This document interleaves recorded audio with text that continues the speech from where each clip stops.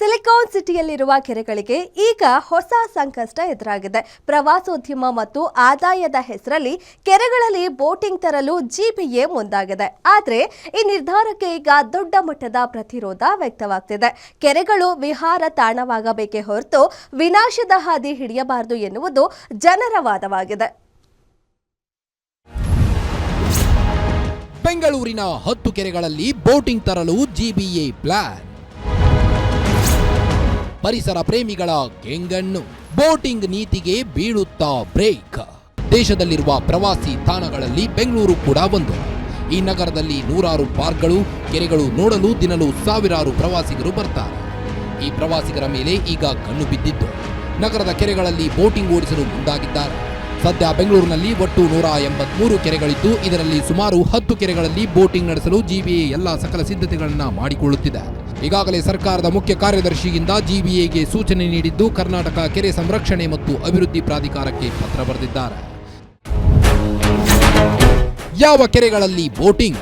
ಹಲಸೂರು ಕೆರೆ, ಕಗ್ಗದಾಸಪುರ ಕೆರೆ, Nayandahalli, Sankey tank, Yelahanka ಕೆರೆ, ರಾಚೇನಹಳ್ಳಿ ಕೆರೆ, ವೆಂಗಯ್ಯನ ಕೆರೆ, ಬೇಗೂರು ಕೆರೆ, ರಾಮಪುರ ಕೆರೆ, ಮಡಿವಾಳ ಕೆರೆ, ಹೀಗೆ ಹಲವಾರು ಕೆರೆಗಳಲ್ಲಿ ಬೋಟಿಂಗ್ ಇದೆ. ಫೆಡಲ್ ಬೋಟಿಂಗ್ ಒಂದು ಮಾಡ್ಬೋದು, ಫೆಡಲ್ ಬರುತ್ತಲ್ಲ, ಅದಾದರೆ ಫಿಶ್ಗಳಿಗೇನೋ ಪ್ರಾಬ್ಲಮ್ ಆಗೋದಿಲ್ಲ ಅಂತೇಳಿ, ಅದಾದರೆ ಓಕೆ ಅನಿಸುತ್ತೆ, ಅದು ಮಾಡ್ಬೋದು. ಸ್ಯಾಂಕಿ ಟ್ಯಾಂಕ್ ಏನಂದರೆ ಇವಾಗ ಇಡೀ ಬೆಂಗಳೂರು ದಿ ಬೆಸ್ಟ್ ಲೇಕ್ ಅಂದರೆ ಇದೇ ಆಗಿದೆ. ಯಾಕಂದರೆ ಬೆಸ್ಟ್ ಕ್ವಾಲಿಟಿ ಆಕ್ಸಿಜನ್ ಬರ್ತಾ ಇದೆ, ಇದು ಎಲ್ಲೂ ಇಲ್ಲ. ನಮ್ಮ ಲಾಲ್ಬಾಗ್, ಕಬ್ಬನ್ ಪಾರ್ಕ್ ಇಲ್ಲೆಲ್ಲ ಏನಾಗಿಬಿಟ್ಟಿದೆ ಅಂದರೆ ಅಲ್ಲೆಲ್ಲ ಕಾರ್ಬನ್ ಆ್ಯಡ್ ಆಗ್ತಾಯಿದೆ. ನಮ್ಮದು ಕಾರ್ಬನ್ ಆ್ಯಡ್ ಆಗೋದಿಲ್ಲ, ಡೈರೆಕ್ಟಾಗಿ ಆಕ್ಸಿಜನ್ ಬರ್ತಾಯಿದೆ. ಹಾಗಾಗಿ ನಮ್ಮದು ಇಡೀ ಬೆಂಗಳೂರಿಂದ ಇವಾಗ ಏನಾಗಿದೆ, ಹಿಂದೆ 1,000 ಜನ ಡೈಲಿ ಬರೋರು, ಈಗ Saturday Sunday per day 10,000 members ಬರ್ತಾಯಿದ್ದಾರೆ. ಹಾಗಾಗಿ ದಿ ಬೆಸ್ಟ್ ಲೇಕು ಆಗಿದೆ, ದಿ ಬೆಸ್ಟ್ ಆಕ್ಸಿಜನ್ ಸಿಗುವಂಥ ಜಾಗನೂ ಆಗಿದೆ. ಹಾಗಾಗಿ ಬೋಟಿಂಗ್ ಮಾಡಿದ್ರೂ ಪ್ರಾಬ್ಲಮ್ ಏನಿಲ್ಲ, ಬಟ್ ಫೆಡಲ್ ಬೋಟಿಂಗ್ ಮಾಡಬೇಕಾಗುತ್ತೆ ಅಷ್ಟೇ. ಇಲ್ಲಿ ಫಿಶ್ಗಳು ಭಾಳ ಒಳ್ಳೆ ಫಿಶ್ಗಳಿದ್ದಾವೆ, ಭಾಳ ಚೆನ್ನಾಗಿ ನೀರನ್ನು ಕ್ಲೀನಾಗಿ ಇಟ್ಕೊಂಡಿದ್ದಾವೆ. ಕೆರೆಗಳಲ್ಲಿ ಬೋಟಿಂಗ್ ವ್ಯವಸ್ಥೆ ಮಾಡುವ ಮೂಲಕ ಮಕ್ಕಳಿಗೆ, ಯುವಕರಿಗೆ ಮನರಂಜನೆ ಸಿಗುತ್ತೆ.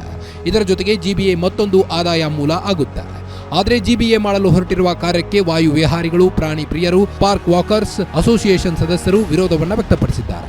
ಮೂಲ ಸೌಕರ್ಯಗಳನ್ನು ಅಭಿವೃದ್ಧಿ ಮಾಡುವ ಜಿಬಿಎಗೆ ಟೂರಿಸಂ ಯಾಕೆ ಬೇಕು ಎಂಬ ಪ್ರಶ್ನೆ ಮಾಡ್ತಿದ್ದಾರೆ. ಬೋಟಿಂಗ್ ವ್ಯವಸ್ಥೆ ಮಾಡುವುದಕ್ಕೂ ಮುಂಚೆಯೇ ಕೆರೆಗಳಲ್ಲಿ ಬೇಕಾದ ಮೂಲಭೂತ ಸೌಕರ್ಯಗಳನ್ನು ಅಭಿವೃದ್ಧಿ ಮಾಡಬೇಕೆಂದು ಆಗ್ರಹಿಸಿದ್ದಾರೆ. ಸಾಮಾನ್ಯವಾಗಿ ಬೋಟಿಂಗ್ ಮಾಡುವುದರಿಂದ ಇಂಧನ ಸೋರಿಕೆಯಾಗುತ್ತೆ, ಇದರಿಂದ ಜಲಮಾಲಿನ್ಯ ಆಗುತ್ತೆ, ಇದರಿಂದ ನೇರವಾಗಿ ನೀರಿನಲ್ಲಿರುವ ಮೀನು, ಬಾತುಕೋಳಿ, ಆಮೆಗಳ ಮೇಲೆ ನೇರ ಪರಿಣಾಮ ಬೀರುತ್ತೆ ಎಂಬ ಅಂಶಗಳನ್ನು ಇಟ್ಟುಕೊಂಡು ವಿರೋಧವನ್ನು ಮಾಡ್ತಿದ್ದಾರೆ. ಅದೇ ಸರ್, ನಾವು ಬಂದು ಪ್ರತಿ ದಿನ ನಾನು 100 ರೂಪಾಯಿ 150 ರೂಪಾಯಿ ನಾನು ಖರ್ಚು ಮಾಡಿ ಪ್ರಾಣಿಗಳಿಗೆ ಊಟ ಹಾಕ್ತೀನಿ. ನಾನು ಬಿಸ್ಕೆಟ್ಸ್ ಅಂತೆ, ಬಾತುಕೋಳಿಗಳಿಗೆ, ಆಮೆಗಳಿಗೆ, ಮೀನುಗಳಿಗೆ, ಇದಕ್ಕೆಲ್ಲ ನಾವು ಹಾಕ್ತೀವಿ. ಅವು ಎಷ್ಟು ಸಂತೋಷವಾಗಿ ತಿಂತವೆ, ಎಷ್ಟು ಸಂತೋಷವಾಗಿ ಇರ್ತವೆ, ಅವಕ್ಕೊಂದು ಫ್ರೀಡಮ್ ಇದೆ. ಈಗ ನಾವು ಬೋಟಿಂಗ್ ಅಂತ ಹಾಕ್ಬಿಟ್ರೆ ಆ ಶಬ್ದಕ್ಕೆ ಅವು ಎಲ್ಲೆಲ್ಲಿ ಹೋಗ್ಬಿಡ್ತವೋ, ಎಷ್ಟೋ ಮೀನುಗಳು ಸತ್ತೋಗ್ತವೆ. ಅದರಿಂದ ಅದು ಒಳ್ಳೇದಲ್ಲ ಅಂತ ನನಗನ್ಸುತ್ತೆ. ಮೊದಲೇ ನಾವು ಪ್ರಾಣಿ ಪ್ರಿಯರುಗಳು, ನಮ್ಗೆ ಅದನ್ನು ಹಿಂಸೆ ಕೊಟ್ಟರೆ ನಮಗಂತೂ ಒಂಚೂರು ಇಷ್ಟ ಆಗ್ತಾ ಇಲ್ಲ. ಯಾವ ಬೋಟಿಂಗು ಬೇಡ ಸರ್, ನಮ್ಗೆ ಇಷ್ಟ ಇಲ್ಲ. ಒಟ್ಟಾರೆ ನಗರದ ಕೆರೆಗಳಲ್ಲಿ ಬೋಟಿಂಗ್ ವ್ಯವಸ್ಥೆ ಮಾಡಲು ಜಿಬಿಎ ಎಲ್ಲ ತಯಾರಿ ನಡೆಸುತ್ತಿದೆ. ಮತ್ತೊಂದು ಆದಾಯದ ಮೂಲ ಹುಡುಕಲು ಪ್ರಯತ್ನ ಮಾಡುತ್ತಿದೆ. ಇನ್ನು ಪ್ರಾಧಿಕಾರದಿಂದ ಬರುವ ಅನುಮತಿಗಾಗಿ ಜಿಬಿಎ ಕಾಯುತ್ತಿದ್ದು, ಕೆರೆಗಳಲ್ಲಿ ಯಾವಾಗ ಬೋಟಿಂಗ್ ಪ್ರಾರಂಭವಾಗುತ್ತೆ, ಜನರ ಅಭಿಪ್ರಾಯ ಪಡೆದು ಪ್ರಾರಂಭ ಮಾಡುತ್ತಾ ಅಥವಾ ಅವರದ್ದೇ ನೀತಿ ಅನುಸರಿಸುತ್ತಾ, ಮುಂದಿನ ದಿನಗಳಲ್ಲಿ ಇದರ ಬಗ್ಗೆ ಜನ ಏನ್ ಹೇಳ್ತಾರೆ ಕಾದು ನೋಡಬೇಕಾಗಿದೆ. Sangamesh Metre, guarantee news, Bengaluru.